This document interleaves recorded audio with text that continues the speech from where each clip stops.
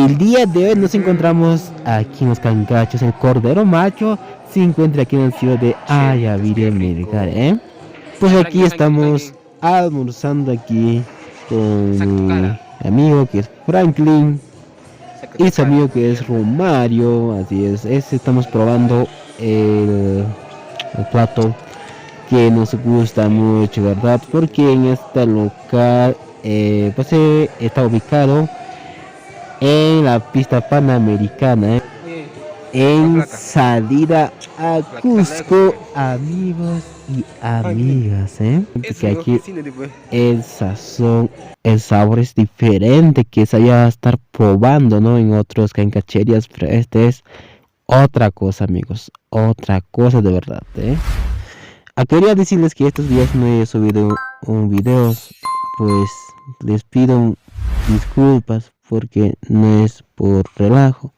Más en este momento mi canal de YouTube se encuentra en peligro, a punto de desaparecer. Pues espero que esta vez no pase nada. Estamos probando, pues no, estamos muy tristes. Vamos a hablar de eso en otro video,